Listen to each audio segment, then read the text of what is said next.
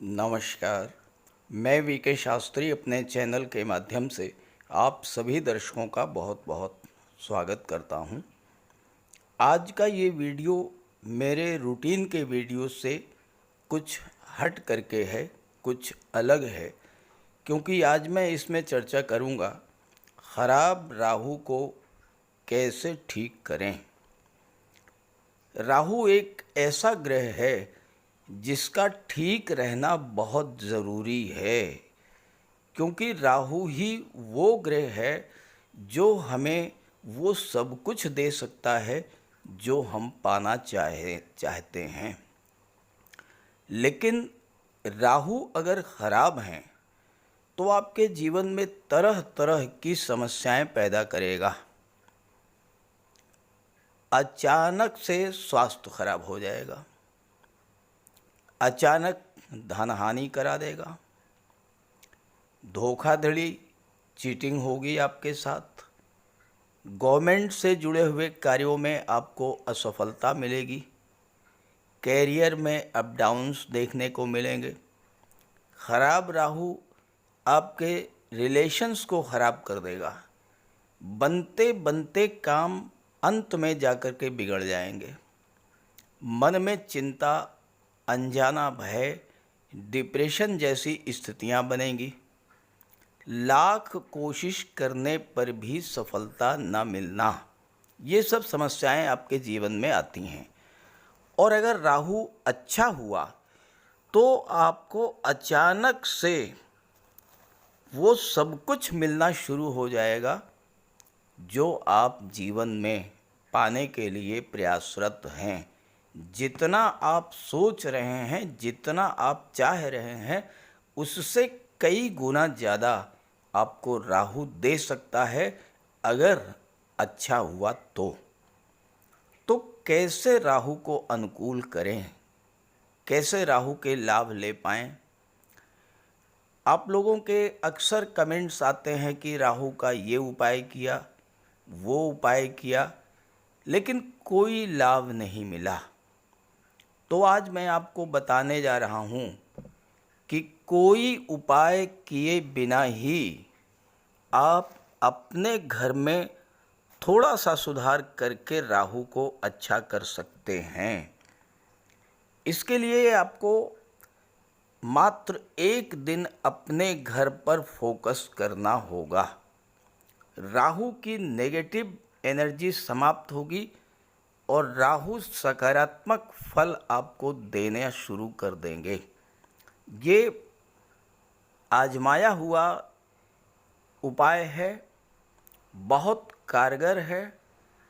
आप करके देखिए, आपके जीवन में बहुत बड़ा परिवर्तन आना शुरू हो जाएगा। तो चलिए समझते हैं कि क्या करना है। आप अपने व्यस्त समय में से एक दिन का समय निकालिए, कोई भी दिन जब आप छुट्टी पर हों, जब आप फ्री हों।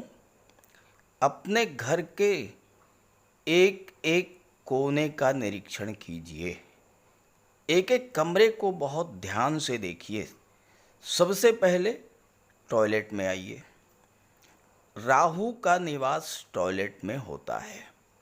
अब आप देखिए, पहला काम देखिए कि टॉयलेट साफ सुथरी है या नहीं। अक्सर क्या होता है, टॉयलेट की दीवारों पर जाले लग जाते हैं, टॉयलेट में फालतू की चीज़ें रखी होती हैं। आप ये देखिए, टॉयलेट को पूरी तरह से नीट एंड क्लीन कीजिए। टॉयलेट कैसा भी हो, बहुत कीमती हो ये ज़रूरी नहीं है, लेकिन ज़रूरी ये है कि बहुत ज़्यादा साफ सुथरा हो। सफाई का विशेष ध्यान रखिए। दूसरी बात, टॉयलेट में आप चेक कीजिए कोई फालतू की चीज़ तो नहीं पड़ी हुई है। अक्सर टॉयलेट में तमाम फालतू की चीज़ें, कोई डस्टबिन पड़ी हुई है, टूटा हुआ झाड़ू पड़ा हुआ है, फटे पुराने मोजे डाल देते हैं लोग टॉयलेट में। इस तरह की कई ऐसी चीज़ें हैं जो बिल्कुल अनावश्यक रूप से वहाँ पर पड़ी रहती हैं। टॉयलेट में नेगेटिविटी आती रहती है और राहु का ज़बरदस्त प्रकोप होता है। तो पहला कार्य आपको यही करना है कि टॉयलेट में जितनी भी चीज़ें ज़रूरी हों केवल उतना ही चीज़ रखें, उससे हट करके फालतू की कोई चीज़ वहाँ पर मत रखें। साफ सुथरा कर लें, फालतू का कबाड़ हटा दें और उसमें सैनिटाइज़र का यूज करें। टॉयलेट में बैड स्मेल नहीं आनी चाहिए। सफाई का ध्यान रखें, सैनिटाइज़र का यूज करें और देखिए परिवर्तन आना शुरू हो जाएगा। अब आप अपने बेडरूम में आइए। टॉयलेट को आपने सही कर लिया, अब बेडरूम को सही कीजिए। अक्सर क्या है, चादरें अस्त व्यस्त होती हैं, तकिए दाएं बाएं पड़े होते हैं, बेडरूम में कहीं अखबार पड़ा हुआ है, कहीं बच्चों की किताबें पड़ी हुई हैं, कहीं तौलिए पड़े हुए हैं, कहीं आपने कपड़े फेंक रखे हैं। बहुत सारी चीज़ें ऐसी हैं जिसके कारण आपका बेडरूम कम कबाड़ खाना ज़्यादा लगता है। बहुत सारी चीज़ें इधर उधर की सब आप बेडरूम में जमा कर देते हैं। हटाइए, जितनी भी फालतू की चीज़ें हैं उसको हटा दीजिए, पहला काम। दूसरा काम, बेडरूम को साफ सुथरा करिए। तकिए, चादरें, गिलाफ जो भी हैं धुलवा करके स्वच्छ रखिए और करीने से एक सिस्टम से हर चीज़ को व्यवस्थित कर दीजिए। मैं ये नहीं कहता कि बहुत कॉस्टली चीज़ें आप अपने घर बेडरूम में रखिए, सामान्य सा बेडरूम है तो भी चलेगा, लेकिन बेडरूम साफ सुथरा हो, हर चीज़ रखने की जगह बनाइए। बेडरूम में इकट्ठा मत कीजिए। जो चीज़ है वो बेडरूम में है। जूते चप्पल वो कोई एक कॉर्नर में है, एक जूता दूसरे कॉर्नर में है, एक चप्पल इस कोने में पड़ी है, दूसरी चप्पल उस कोने में पड़ी है, तमाम। तो इस चीज़ को साफ कीजिए और एक बार करने के बाद ये चीज़ मेंटेन रखिए। क्या होगा, राहु की नेगेटिव एनर्जी समाप्त होगी, गुरु की पॉजिटिव एनर्जी बढ़ेगी। जब आपके बेडरूम में राहु की नेगेटिविटी समाप्त होगी, गुरु की सकारात्मक ऊर्जा आपके बेडरूम में आएगी, तो आपको जीवन में सफलता मिलनी शुरू हो जाएगी। और ये कार्य केवल एक दिन का नहीं है, इसे आप अपने डेली रूटीन में शामिल कर लीजिए। देखते रहिए कि बेडरूम में कहाँ पर गंदगी हो रही है, कहाँ पर कबाड़ इकट्ठा हो रहा है, आप बिल्कुल उसको हटाते जाइए। आप देखिए जीवन में परिवर्तन आना शुरू हो जाएगा। बेडरूम के बाद ड्राइंग रूम में आइए। वेंटिलेशन का विशेष ध्यान रखिए। ये देखिए कि क्रॉस वेंटिलेशन है या नहीं है, हवा का निकास, सूरज का प्रकाश, ये सब है या नहीं। और इसके बाद ड्राइंग रूम को भी साफ सुथरा रखिए।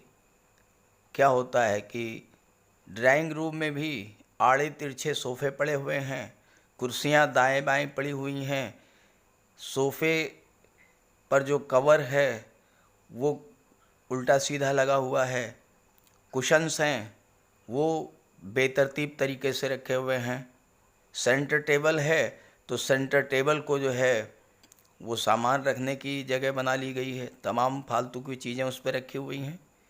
अब देखिए आपको इस तरह की चीज़ें अपने घर में मिलेंगी, हर घर में ये होता है। तो इसे भी आप देखिए, चेक कीजिए। ड्राइंग रूम को भी साफ़ सुथरा रखिए और कोई इंडोर प्लांट ड्राइंग रूम में लगाइए। सफाई का विशेष, सफाई और तरतीब, सिस्टमेटिक तरीके से हर चीज़ रहनी चाहिए, साफ़ सुथरी भी हो और करीने से लगी हुई हो। देखिए, आप करके देखिए, रिज़ल्ट बहुत तेज़ी से मिलेगा। अब आप देखिए अपने घर के कबर्ड को, अलमारी को, आपको स्वयं पता लग जाएगा कि कहाँ पर कमी हो रही है। कबर्ड में कपड़े सही तरीके से आपको नहीं मिलेंगे, तमाम उल्टे सीधे तरीके से कपड़े ठूंसे हुए मिलेंगे। ऐसा लगेगा कि जैसे कबर्ड न होकर के कपड़ों का गोदाम बन गया हो। आप देखिए, आपको ऐसा ही मिलेगा।